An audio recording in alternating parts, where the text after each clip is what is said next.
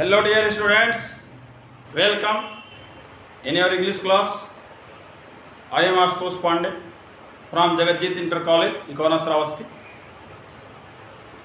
I hope you are happy and healthy with your family.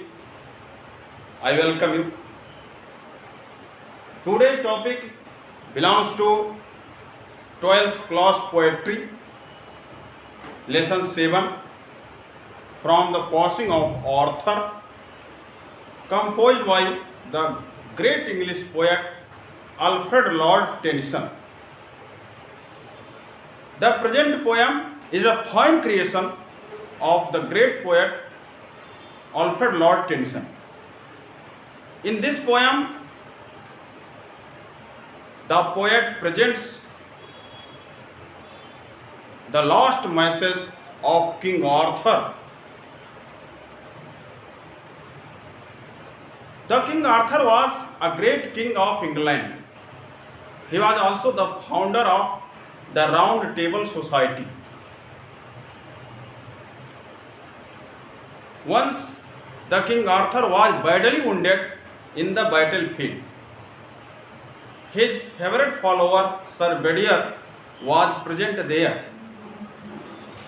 Sir Bedivere took the King Arthur in a small boat in his bad condition. At that time, the King Arthur's 3 queens were also present there. The King Arthur was badly wounded. He was lying in a small boat. At that time, his follower Sir Bedivere was very sorrowful about his future in the absence of the King Arthur. He was weeping bitterly. He was seeing the King Arthur's face again and again. Then the King Arthur gives his last message for Sir Bedivere. अर्थात आपको बताया गया कि यह कविता from the passing of Arthur अर्थात राजा Arthur की विदाई से, पासिंग इज विदाई, यह कविता अल्फ्रेड लॉर्ड टेनिसन की एक अनुपम रचना है। इस कविता में कवि ने राजा आर्थर के अंतिम संदेश को प्रेषित किया है। राजा आर्थर इंग्लैंड का राजा था, वह राउंड टेबल सोसाइटी का फाउंडर भी था। उसके अनेक सिपाही युद्ध के मैदान में लड़ते लड़ते वीर गति को प्राप्त हो गए। अंततः राजा आर्थर भी युद्ध के मैदान में बुरी तरह से घायल हो गया। तब उसका परम शिष्य फॉलोअर सर बेडिवर उसके घायल शरीर को एक छोटी नाव में रखकर लाता है। वहाँ पर राजा आर्थर की 3 रानियां भी उपस्थित होती हैं। उस समय सर बेडिवर बहुत चिंतित है, बहुत दुखी है। वह भविष्य के बारे में चिंतित है कि मेरा क्या होगा और राउंड टेबल सोसाइटी का क्या होगा जब राजा आर्थर नहीं रहेंगे। इस तरह वह फूट फूट कर रो रहा है। राजा आर्थर के चेहरे को बार बार देख रहा है। उसी समय राजा आर्थर सर बेडिवर को समझाते हुए अपना अंतिम संदेश देते हैं।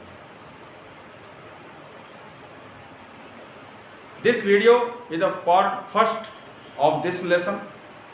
यह वीडियो इस लेसन का पार्ट फर्स्ट है क्योंकि कविता लंबी है, लॉन्ग पोएम, इसलिए इसे 2 पार्ट में बांट दिया गया है। फर्स्ट पार्ट के रूप में स्टैंजा फर्स्ट और स्टैंजा सेकंड आपके सामने प्रेषित है, उसकी टीचिंग प्रोवाइड की जा रही है। I will explain both stanza in Hindi and English. Hindi और अंग्रेजी दोनों में व्याख्या इसका बताया जाएगा, आप समझने का प्रयास करेंगे। Stanza first from the line first to line 4, अर्थात पहली लाइन से लेकर के चौथी लाइन तक, प्रथम पंक्ति से लेकर चौथी पंक्ति तक फर्स्ट स्टैंजा के रूप में है। उसे आप देखें और उसकी व्याख्या को ध्यान से सुनें और समझने का प्रयास करें। In the first stanza the great poet Alfred Lord Tennyson presents the king Arthur's last message for Bedivere. Bedivere के लिए अपने राजा आर्थर के अंतिम संदेश को इस स्टैंजा में, इस पद्यांश में कवि प्रेषित करता है।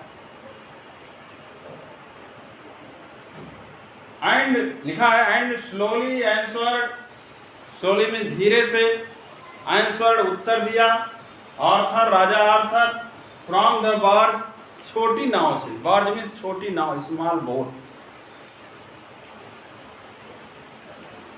पहले आप बताएंगे, पूरी स्थिति बताएंगे, तब इस लाइन की व्याख्या करेंगे। स्थिति क्या है? The king Arthur was badly wounded, राजा आर्थर बुरी तरह से घायल था। He was lying in a small boat, वह एक छोटी नाव में लेटा हुआ था। His favourite follower sir बेडिवर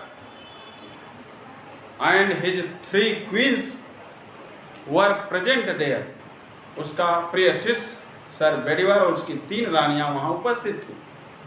eight that time sir Bedivere was very sorrowful about his future, about the future of the round table society. उसी समय सर बेडिवर अपने भविष्य और राउंड टेबल सोसाइटी के भविष्य के बारे में चिंतित है। Then the king Arthur gives him his last message, तब राजा आर्थर उसे अपना अंतिम संदेश देता है। उसके बाद इस लाइन की आप व्याख्या शुरू करेंगे।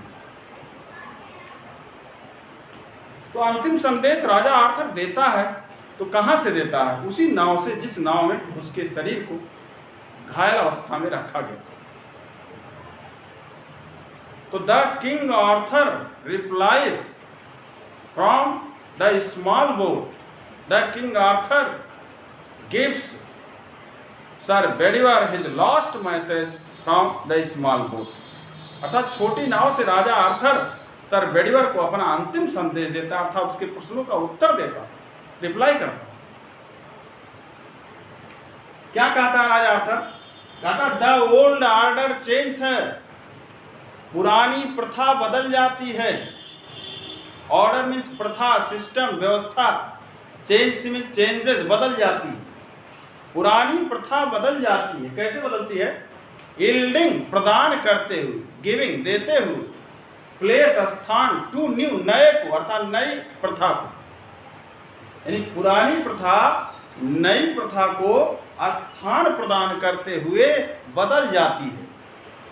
कहा ओल्ड ऑर्डर चेंज, पुरानी प्रथा बदल जाती है, यील्डिंग, प्रदान करते हुए, प्लेस, स्थान, टू न्यू, नए को, नए को मतलब नई प्रथा को, यानी नई प्रथा को स्थान प्रदान करते हुए पुरानी प्रथा बदल जाती है। The king Arthur says that the old system changes, giving a place to new system.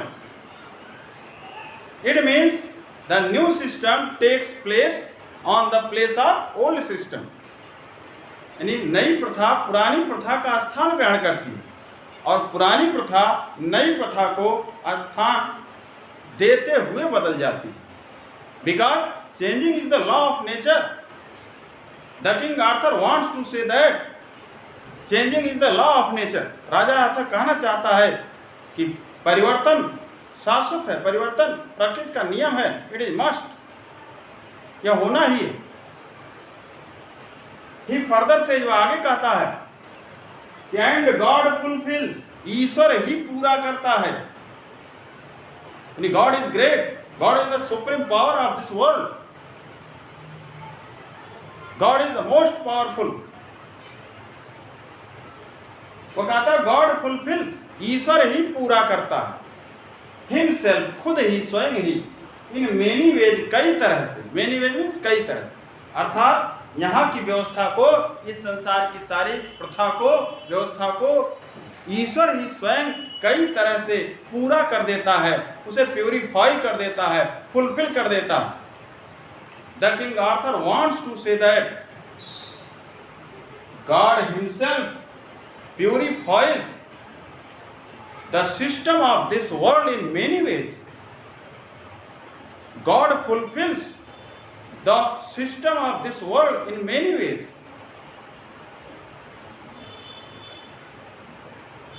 इस तरह से राजा आर्थर कहना चाहता है कि ईश्वर ही यहाँ की प्रथा को, सारी व्यवस्था को स्वयं अपने माध्यम से, अपनी इच्छा के अनुसार कई तरह से पूरा करता है, उसे सही करता है। He fulfills the system of this world according to his will. ईश्वर अपनी इच्छा के अनुसार ही यहाँ के सिस्टम को फुलफिल करता है।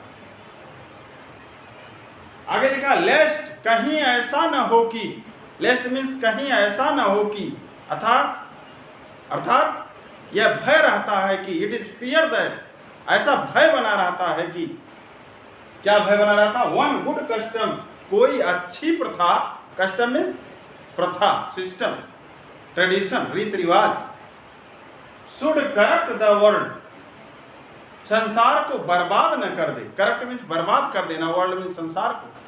अर्थात राजा आर्थर कहना चाहता है कि यदि कोई भी प्रथा लगातार इस संसार में रन करती है, लगातार चलती है, तो यह भय बना रहता है कि वह भविष्य में इस संसार को ही करप्ट कर देगी, इस संसार को ही स्पॉयल कर देगी, बर्बाद कर देगी।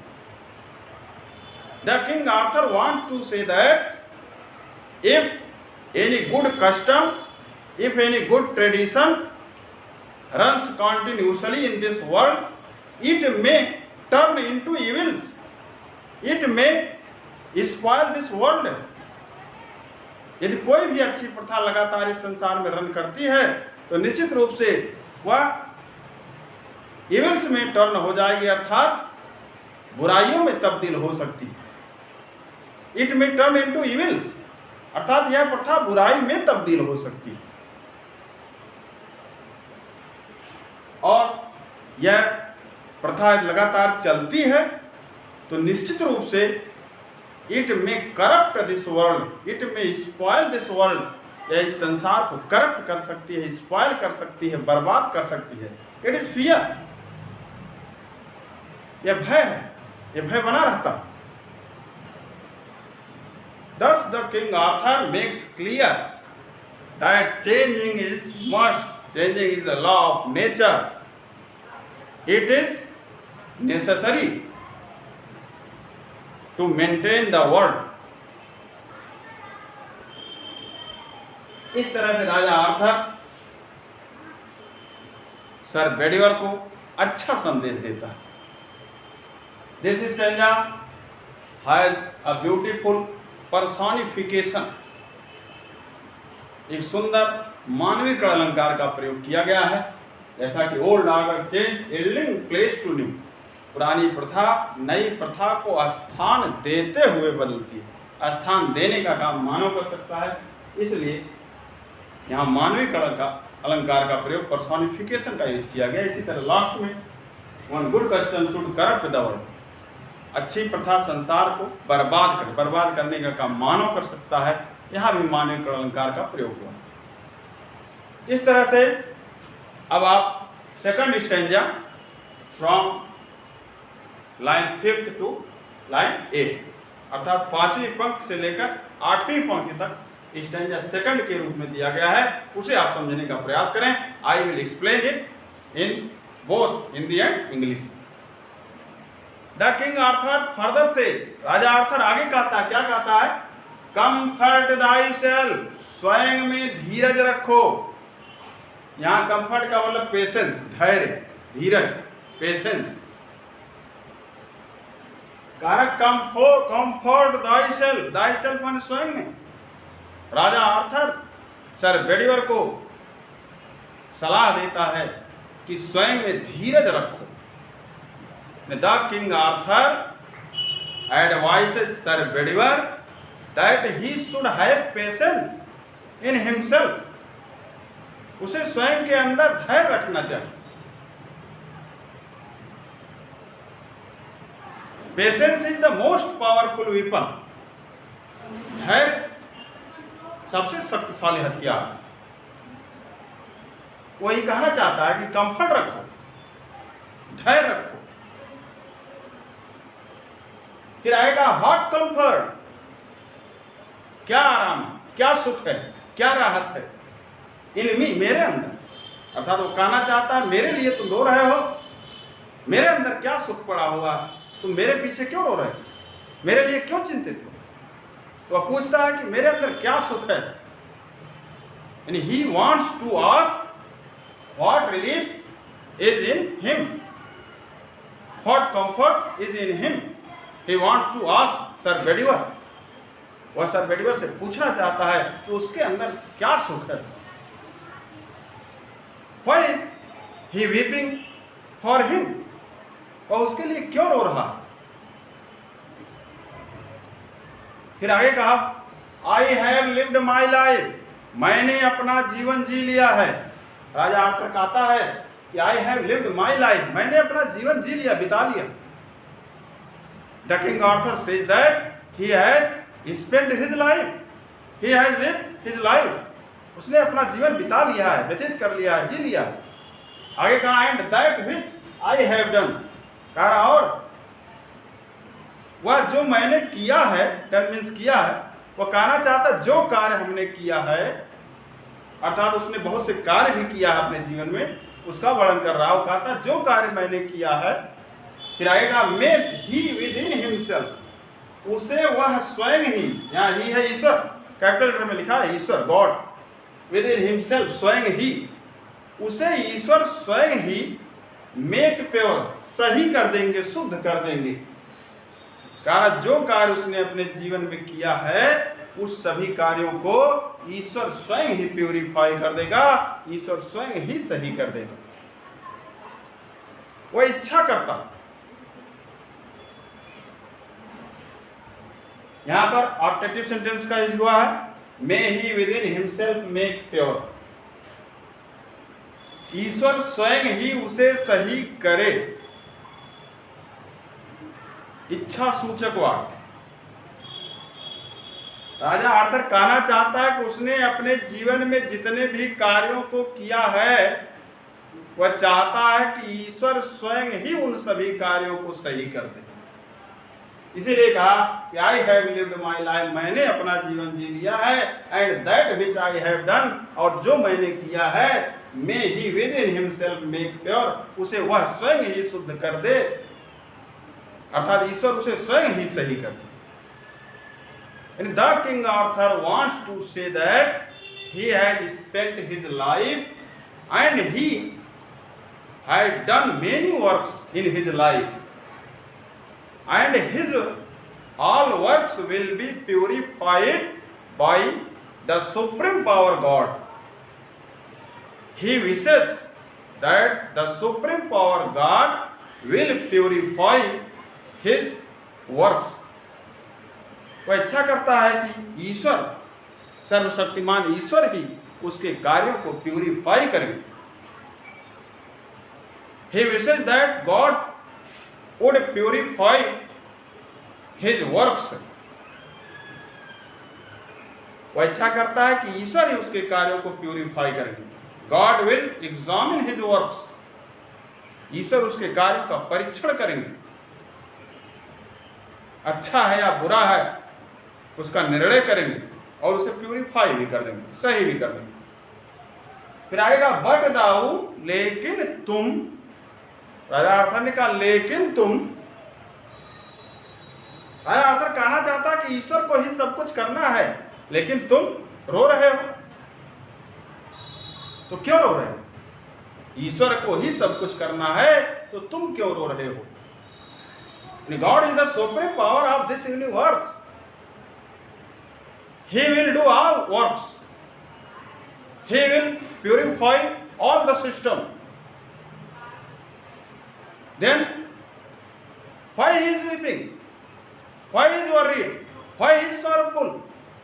पूछना चाहता है क्यों है sorrowful है, क्यों चिंतित है, क्यों रो रहा? ईश्वर ही तो स्वयं पूरा करेंगे हर कार्य को। फिर आए कहा अंत में इफ दाऊ यद्यप तुम्हें, यहाँ इफ को यद्यप मान के चलेंगे। इफ दाऊ यद्यप तुम्हें, दाऊ मीन्स तुम्हें अर्थात तुम, यू। इफ दाऊ शुडस्ट नेवर, यद्यप तुम्हें कभी नहीं चाहिए। शुडस्ट मीन्स शुड, चाहिए, नेवर मीन्स कभी नहीं। यद्यप तुम्हें कभी नहीं चाहिए, क्या नहीं चाहिए? सी, देखना, माई फेस, मेरे चेहरे को, अगेन, बार बार, अर्थात राजा आर्थर कहना चाहता है कि सर बेडीवर को उसके चेहरे को बार बार निहारना नहीं चाहिए, बार बार देखना नहीं चाहिए, बार बार उसके बारे में चिंतित नहीं होना चाहिए, क्योंकि मौत इनविटेबल है, मौत निश्चित है। उसकी अगर मौत होगी तो उसके बारे में सर बेडीवर को चिंतित होने की जरूरत नहीं है। ईश्वर ही सब काम स्वयं करता है, सभी सिस्टम सभी कार्य को प्यूरिफाई भी करता है, फुलफिल भी करता है। इसलिए कहा कि उसे उसके चेहरे को बार बार निहारना देखना नहीं चाहिए। The king Arthur advises that sir Bedivere should never see his face again and again. He should never be worried about his future, about the king Arthur। राजा आर्थर के बारे में, फ्यूचर के बारे में सर बेडीवर को चिंतित नहीं होना चाहिए, ऐसा वह कहना चाहता। इस तरह से राजा आर्थर सर बेडीवर को अच्छा संदेश देता है। Thus the king Arthur gives a good message to sir Bedivere. इस तरह से दोनों स्टैंजाज के एक्सप्लेनेशन हिंदी और इंग्लिश दोनों में बताए गए। आई होप आप समझ गए होंगे। आप रेफरेंस टू कॉन्टेक्स्ट इसका एक्सप्लेनेशन स्वयं प्रैक्टिस करेंगे, your concept will be clear. इसके बाद पार्ट सेकंड के रूप में शेष भाग आपके सामने प्रेषित किया जाएगा। आज यहीं तक। Thank you so much. Bye.